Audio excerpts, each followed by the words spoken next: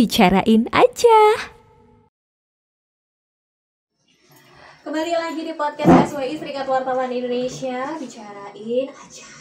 Maaf ya, bibirnya nggak terlalu keriting karena yang keriting jarinya hari ini ya. Ini biasanya kalau yang biasa main kartu jarinya keriting ya Mas ya. Ngondek itu ngetri. Oh beda. Tapi cara orang biasa memegang kartu kalau misalnya sama orang yang udah mungkin ahli tarot atau segala macam beda. Kalau orang kan Oh gitu ya. gini ya. Kalau biasanya orang yang sudah ini tuh luwes. Deddy Corbuzier juga begitu, ya kan? Dia udah biasa megang kartu ya, kartu orang tuh dimegang tuh, ya kan? Oke, Mas, kita kembali lagi bicara seputar tarot. Tarot bisa jadi oleh masyarakat Indonesia itu nggak beda jauh sama apa ya, hal-hal yang berhubungan dengan klinik misalnya, ramalan atau apalah itu gitu ya. Pernah ngalamin hal seperti itu? Tarot dihubung-hubungin sama misal nih, rumah saya banyak hantunya Mas, coba Mas dibersihin gitu misalnya, pernah? Nah, gini aja sebenarnya yang enak. Ternyata masyarakat juga nggak tahu artinya klinik itu apa. Artinya apa Mas? Nah, coba aku tanya, apa coba klinik? Menurut awam menurut awam, kalau yang namanya klinik menurut saya adalah hal-hal yang berbau dengan mistis atau mungkin berhubungan dengan alam gaib menurut saya. Kalau misalnya salah mohon maaf ya, pasti banyak mungkin ada yang lebih tahu gitu. Ya, jadi klinik itu adalah sesuatu yang berhubungan dengan sesuatu yang tidak terlihat, yang disembunyikan. Syarat klinik itu ada dua dan harus terpenuhi semua. Satu adalah unlogical, sesuatu yang tidak logis. Dan kedua itu sesuatu yang tidak ada hubungannya, unrelatable. Inggris aku ya. Dengan Apapun. Jadi misalkan begini, kalau misalkan aku adalah seorang dukun atau seorang yang punya kuasa tentang sesuatu, terus kamu datang ke aku, masa aku pengen kaya dong? Ya. Kalau ya wis, mulai besok kamu tanam semangka. Menurutmu jawabanku klinik atau enggak? no. Karena masih berhubungan dengan logika. Tanam semangka, panen, kamu jadi pengusaha semangka. pintar. Terus kalau jawabannya begini, besok kamu pakai celana dalam hitam, pakai kaos hitam, pakai sandal hitam, klinik atau enggak? Mengarah ya. Coba klinik. Jadi itu yang harus disepakati dulu, bahwa kadang-kadang klinik itu kita nggak boleh mengkaitkan itu dengan sesuatu yang berhubungan religi, mistis, karena itu ada, goib itu ada. Jangan main-main di situ. Kita bukan ranahnya di agama. Tapi klinik sendiri, kadang-kadang orang yang kenapa dukun sangat lancar di Indonesia itu karena kita ekspektasinya sesuatu tiba-tiba bisa muncul dari tanah atau misalkan hujan emas, kayak gitu. Itu kan nggak logis. Itu dulu ya. Jadi kemampuan penguasaan untuk menolak orang-orang yang ternyata carinya klinik itu memang kekuasaannya ditaruh dulu. Kalau misalkan itu nggak bisa. Tapi kayak tadi, begitu orang aku ubah, aku tawarin gimana? Misalkan, Mas aku bisa nggak jadi presiden? Bisa nggak jadi aku jadi bintang? Kalau cuma hanya sekedar bisa aja klinik loh. Tapi kalau bagaimana cara bisa saya menjadi seorang presiden? Itu kan sudah logis. Apa yang akan kukatakan, apa yang akan kita bahas adalah langkah-langkah untuk menjadi artis atau aktris. Oke, proses ya. Prosesnya itu lebih menurutku lebih to the point daripada ngomong ke mana.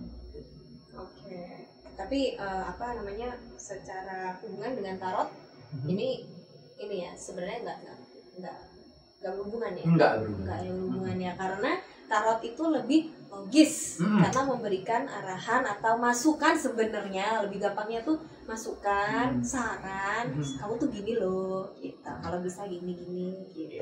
Who knows, siapa tahu, siapa hidung ya, who knows. Who knows, hidung siapa? Iya.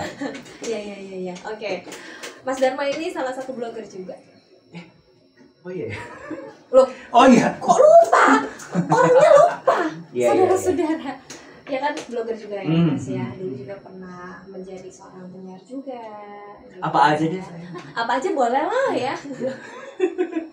Apa aja sekarang gitu kan. Nah, ini ada sinerginya nggak dengan karir Mas Dharma sekarang yang menjadi pembaca tarot? kebetulan aku tuh dianugerahi banyak hal. Bisa nyanyi, bisa nari, bisa desain grafis. Hampir semua ada kemungkinan begitu ya. 20 tahun lalu aku ketemu ahli metafisika. Tiba-tiba ngomong gini dia, kamu itu drive-nya kalau orang biasa itu, kalau komputer itu bisa D atau paling banter E, kamu itu P. Saking banyaknya aku bisa melakukan sesuatu dan berjalan. Cuman dia pernah ngomong gitu, suatu hari nanti drive-mu itu akan jadi satu.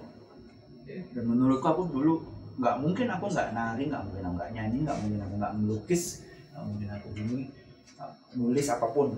Tapi ternyata in the end of the day, ternyata semua pengalamanku itu ngumpul di sini, kayak golden ticket. Pertama kali aku masuk ke Jakarta itu kan kayak aku melenggang. Misalkan aku pernah jadi sekretaris, real sekretaris, makanya aku bisa mengerti tanpa melihat. Itu begitu aku diundang gathering sekretaris di Jakarta, aku jadi welcome. Orang-orang jadi welcome karena oh aku pernah jadi sekretaris. Kayak gitu loh. Aku jadi arsitek atau kontraktor, begitu aku diundang ternyata manajemen konstruksi, mereka welcome. Kita ngomong experience ya, bahwa ternyata selain ada teori atau pelaksanaan tarot tidur yang baik itu punya pengalaman yang sangat besar, sangat luas. Jadi kalau misalkan dia menghadapi orang, dia bisa tahu nih jalannya permasalahan kemana. Seperti kalau misalkan konsultan yang lain, kalau misalkan konsultan hukum kan di belakangnya ada buku-buku tuh. Sebenarnya itu kan referensi kasus ini pernah di tahun segini, dia akan membuka itu. Nah, tarot tidur yang baik itu sebenarnya punya itu di otak. Oh, orang seperti ini, seperti aku pernah menangani ini. Itu sudah kesimpan di otakku. Nanti aku menangannya begini. Experience itu juga menentukan ya, bagaimana kita juga untuk mengarahkan orang tersebut juga segala macam gitu ya. Baik, Mas, kembali lagi ke tarot nih. Kalau misalnya ngomongin tarot ini kan kalau kita tadi ngobrol itu kan lebih ke individu nih Mas, gitu. Pernah nggak ada mencoba membaca kemungkinan ke depan, tapi mungkin misalnya kayak Indonesia nih gitu, ya kan? Kan ada orang yang kadang nanya Indonesia ke depannya, misalnya sekarang nih 2021 seperti apa ya kira-kira gitu. Kalau Mas Dharma ada bayangan nggak sih? Ya, ini kan kontroversi dengan apa yang terjadi selama ini ya. Biasanya orang kan ngomong masalah bencana alam lah. Bahkan aku pernah ditegur sama Bapak almarhum siapa sih? Sutopo ya. Dia kan Badan Penanggulangan Bencana Alam ya, gitu loh, nasional. Itu juga sebenarnya kita senang-senang aja sama orang yang memang bisa memprediksi. Tapi kan selama ini mungkin kesalahan teman-teman adalah membuat masyarakat panik. Yes. Makanya aku juga kerja sama beliau men-share bahwa kalau nggak ada tsunami itu gini kan, gini caranya. Gitu loh. Nah, kalau aku pribadi sih lebih senang begitu ya. Bukan bahwa kalau nanti Indonesia tahun 2021 akan terjadi begini. Tapi lebih yang kayak begini. Untuk menjadi Indonesia yang lebih baik, kita, karena kita tetap ngomong manusianya ya, lebih baik masyarakat kita itu melakukan hal ini. Jadi bukan hanya menyimpulkan bahwa Indonesia akan begini, tapi to become a greater country, kita itu harus begini. Siapa tahu di tahun depan bisa dilaksanakan. Jadi lebih menyarankan. Iya. Manusianya lagi ya. Iya, karena kalau nggak akan sama dengan teman-teman lain yang ada bencana alam, ada artis yang begini, ada yang begini. Menurutku aku tanpa nyakar yang lain. Kalau aku pribadi nggak pernah mengeluarkan statement gitu. Berarti pertanyaan floor director untuk sesi yang itu tidak bisa ditanyakan ya, karena jelas sudah dibuka barusan bahwa tidak untuk hal itu ya. Maksudnya memang lebih. Tapi kalau memang ditanyakan juga nggak apa-apa. Gitu. Cuman saran-saran kita ubah sedikit ya, biar nggak hanya cuman, karena kan bencana alam akan selalu ada. Always, gitu loh. Dimanapun itu, kawin cerai juga akan selalu ada. Siapa tuh yang kawin, siapa yang cerai? Atau habis kawin cerai terus? Atau mau tetap dibaca? Mau coba dibaca? Jadi seandainya kita jadi masyarakat Indonesia yang baik, untuk menjadi Indonesia yang lebih baik di 2021 harus bagaimana gitu ya? Oke.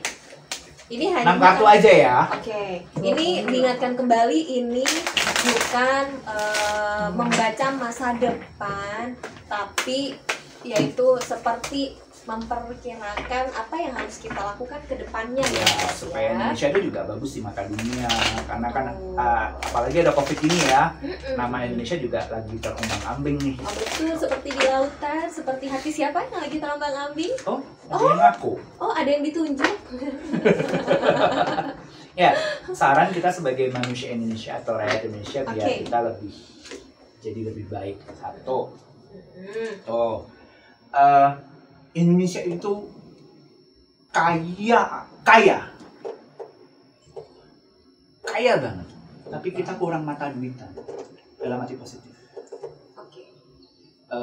Kita jadi masyarakat yang akhirnya terlena menikmati saja, tapi nggak pernah punya pikiran gini, wah kalau aku bisa. Nah ini nanti berhubungan dengan UMKM ya, UMKM bagaimana kita mindfulness tadi, bagaimana cara membuat kita kaya itu tidak tertanam di individu. Kita hanya menikmati aja, kita hanya protes saja. Kenapa sih itu nggak ada jalannya? Kenapa itu kok nggak dibangun ini? Kenapa di tempat saya nggak ada? Bukan gimana caranya masyarakat saya sejahtera, kampungku itu oke. Padahal punya, misalkan mereka punya tanaman durian yang terkenal. Kenapa kita tidak membuat itu jadi ekspor? Oke. Sehingga kita bisa, nah itu kekurangan kita selama ini. Mindset pengen jadi kaya itu mungkin terjadi untuk individu, tapi tidak untuk rakyat banyak. Coba kalau tiap orang punya pikiran begitu, mungkin kita akan lebih sedikit kayak Korea ya. Korea itu kan sudah tertanam begitu dengan ekspor BTS-nya. Karena mereka sudah begitu nih, wah kalau ini juga berhasil kita makin kaya semua. Jadi mereka mendukung. Itu makanya kita Hal-hal yang berpotensi Ya. ini didukung gitu Ya. ya, apapun itu. Apapun itu, mau itu kelihatannya cuman hanya dagang bakso, tapi kalau baksonya juga enak, ya kalau kita nggak support atau itu ya. Oke. Kedua, ya akhirnya bangsa kita kayak besar saja secara wilayah, tapi ternyata langkahnya masih kayak keseok-seok gitu. Nggak usah nyalain pemerintah ya, pemerintah itu kan sebenarnya sudah pusing dengan segala apa.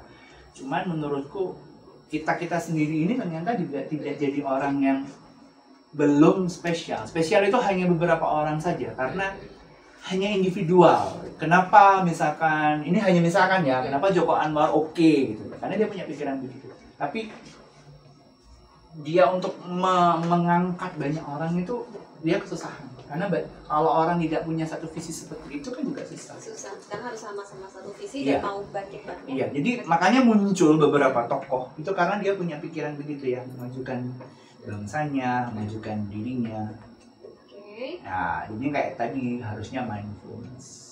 Mulai sekarang kita harus jadi begitu. Indonesia tuh harus jadi lebih bersih, lebih aman, lebih sehat. Karena aku juga baru kemarin lihat Thailand itu sudah ada konser sudah. Dia sudah selesai mengatasi COVID-nya. Karena ternyata dia punya pengalaman di flu burung kalau nggak salah. Jadi ada pengawas yang sangat ketat, jam malam yang ketat. Sekali lagi aku nggak nyindir pemerintah, tapi orang per orang kita aja sangat tidak peduli dengan itu, ya kan? Individunya atau Individunya diri dia ya, masing-masing. misalkan kayak sesusah pakai masker aja masih ada yang bebas, gitu ya. Jadi nggak total. Pemerintah total, dinas-dinas kesehatan total, tenaga kesehatan sangat kita hormati, tapi ternyata beberapa masyarakat kita masih yang ngapain sih? Jadinya ya kita sendiri yang jadi korban.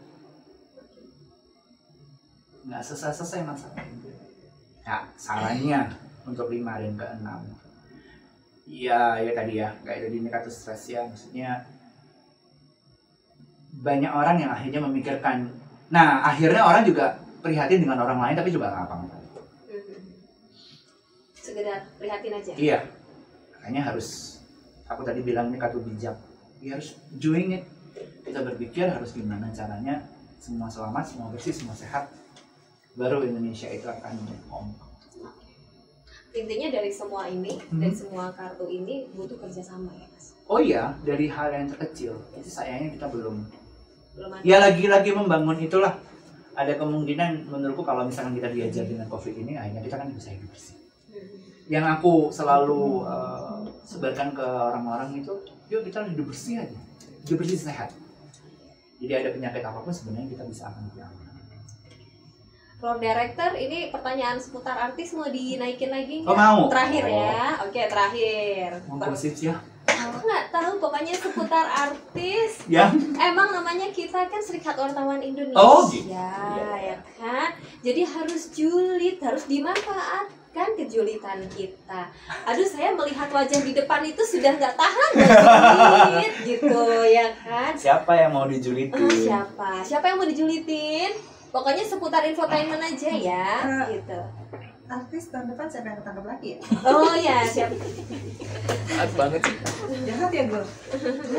Siapa yang kena kasus? Atau mungkin ada gini-gini.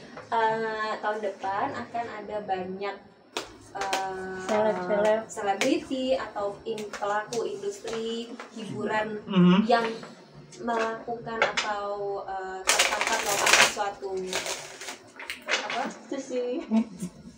kasus gitu, tersandung atau kasus. ya, tersandung kasus atau tidak, banyak atau tidak ya gitu. Oh, general aja ya. General aja ya. Jadi kalau pokoknya enak. Iya. Masa Dituntut kita nanti. masa pemersatu laki-laki dunia Gisel nggak mungkin. Oh iya. Oke, kita coba ya. Banyak atau tidak? Karena di tahun 2020 ini banyak sekali loh yang kena ya, narkoba, seks. Oh my god, Wow. itu panas. Ya, ini oke. sesuai seperti yang aku bayangkan. Jadi akan lebih banyak karena kan begini. Ini menurut pemikiranku ya. Begitu ketangkap satu orang, dia kan akan membocorkan berikut, dan itu harus. Itu salah satu kewajiban dia. Jadi target operasi polisi atau satuan narkoba itu sebenarnya juga listnya makin panjang.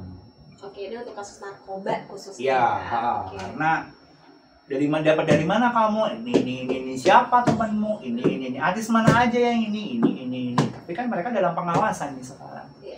Apakah mereka jadi orang yang tiba-tiba sadar diri, menghilang? Tapi apakah makin menjadi kebetulan ada kemungkinan yang lagi tertangkap 2 hari lalu ya?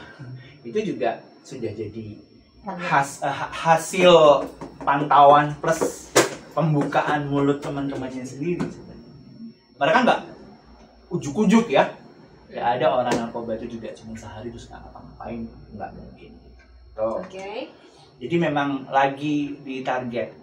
Nah, karena ininya juga besar nih, pemerintah juga sangat concern. Dia kan sebenarnya merugikan negara yang paling besar ya. Jadi pemerintah juga menyediakan itu dalam jumlah besar juga perang terhadap narkoba.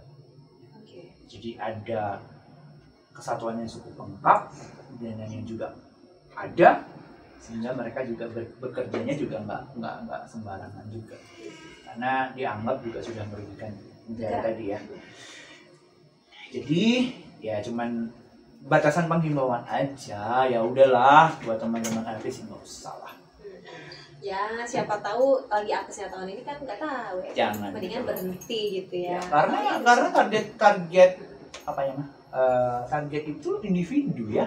Nggak mungkin mereka itu tiba-tiba di suatu tempat yang ramai-ramai Terus digerebek gitu ya, nggak mungkin ya. Ya, karena itu juga untuk semacam pelajaran, kayak narkoba juga ada display penangkapan orang terkenal itu sebenarnya kan display ya.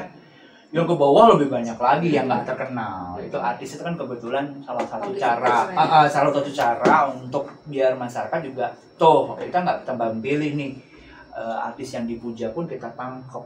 Nasibmu bisa seperti kayak dia aja sudah punya duit banyak, bisa aja lebih enak, tapi kamu siapa? Itu kan menurutku suatu pelajaran awal yang nggak usah macam-macam lah.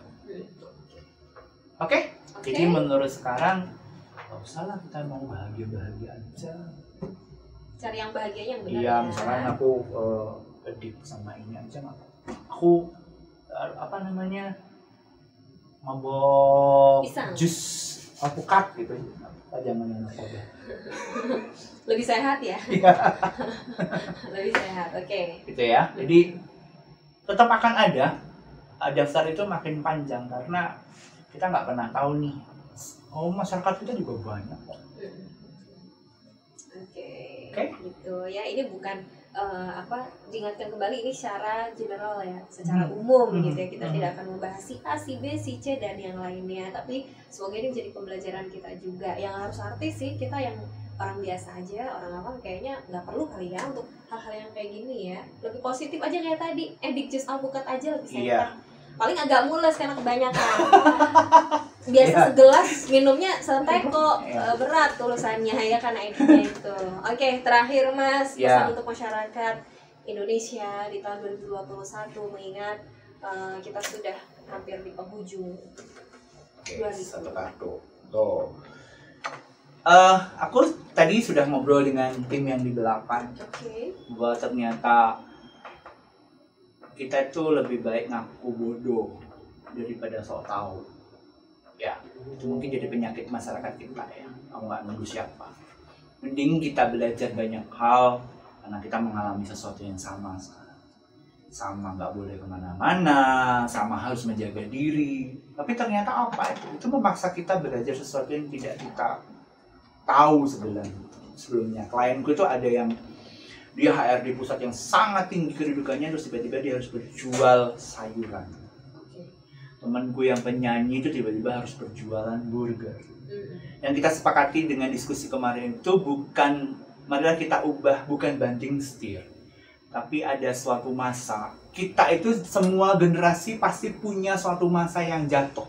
Coba kita perhatikan ya, selama kurun 100 tahun itu pasti ada. Itu mengingatkan kita pada bahwa ada gunanya kita itu mempelajari hal yang lain. Kita tuh survive, nggak usah kita terdampar dulu ya untuk survive ya. Nggak usah kita terpaksa dulu. Tapi keadaannya kita kebetulan dianugerahi Tuhan bareng-bareng untuk terpaksa belajar ilmu yang lain.